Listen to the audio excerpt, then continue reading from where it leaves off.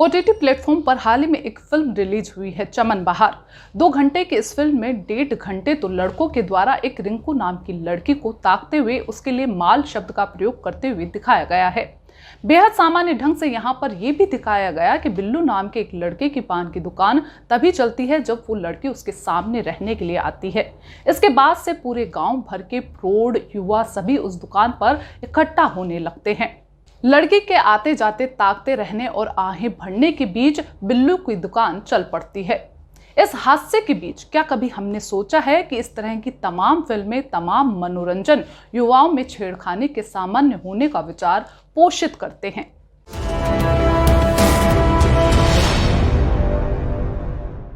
सच तो यही है कि सवाल पर हमने कभी सोचा ही नहीं। हम बहुत पहले से महिलाओं से, बच्चियों से छेड़छाड़ को नॉर्मलाइज कर चुके हैं। इसीलिए देश की 10 में से 7 महिलाएं अपने जीवन में किसी न किसी रूप में छूकर या बोलकर ईव टीजिंग का शिकार होती हैं।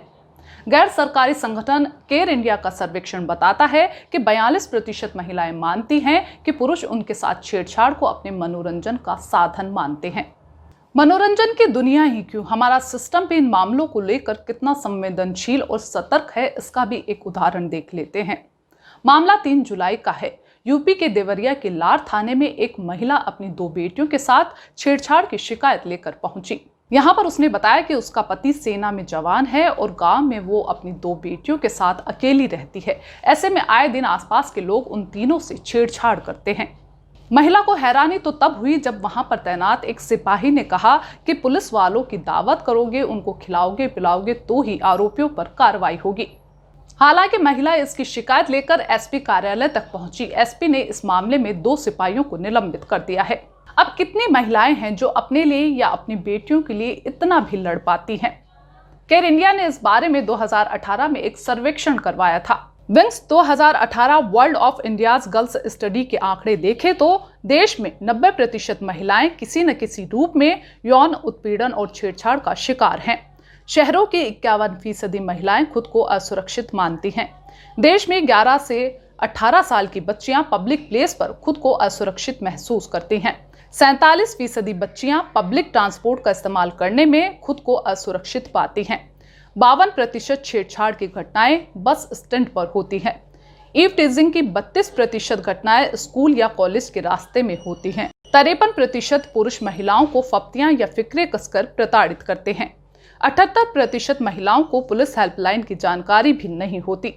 सार्वजनिक स्थानों पर महिलाओं के साथ हो रहे यौन उत्पीड़न के गवाह 88% पुरुष भी होते हैं और वे चुपचाप इसे देखते रहते हैं। यानी गली में, सड़क में, बस में, ट्रेन भी, जहां भी महिलाएं दिख जाए उनकी छेड़छाड़ करना आम सी बात है। यह सामान्य इसलिए भी है कि इसे लेकर जो भी कानून है, महिलाएं उन्हें लेकर जागरूक नहीं है। ईव टीजिंग को लेकर क्या कुछ कानून है, इनकी भी जानकारी लेना जरूरी है।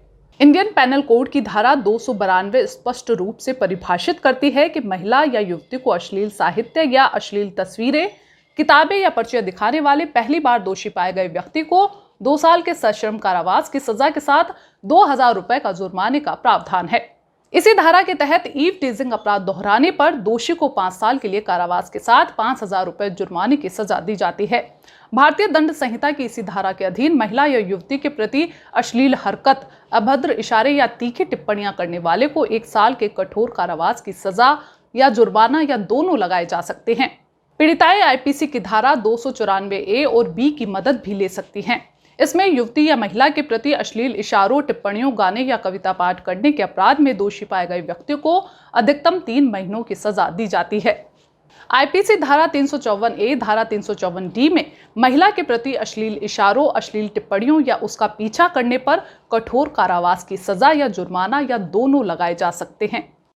अब बच्चों को ईव टीजिंग का विरोध करने या ऐसे लोगों को सबक सिखाने के लिए सेल्फ डिफेंस की ट्रेनिंग दी जाने लगी है।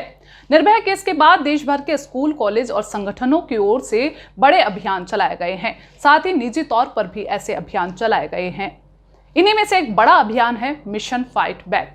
देहरादून के रहने वाले रिटायर्ड कर्नल रोहित मिश्रा ने इस मिशन की शुरुआत की। 2016 में कुमाऊं रेजिमेंट से रिटायर होने के बाद एक दिन उनकी बेटी ने कहा कि वे लड़कियों को सेल्फ डिफेंस की ट्रेनिंग दे ताकि वे मंचलों को सबक सिखा सके। उनकी बेटी की ख्वाहिश का असर रहा कि आज उनका मिशन देश भर में लोगों के लिए एक मिसाल बन चुका है, क्योंकि पिता समझते हैं कि बेटियों की सुरक्षा कितनी जरूरी है। आम लोगों को भी ये समझना पड़ेगा कि छेड़खानी महिलाओं के प्रति एक मजाक भर नहीं हो सकता। इसका नॉर्मलाइजेशन खतरनाक है। ये सामान्य होना नहीं, संवेदनहीन होना है।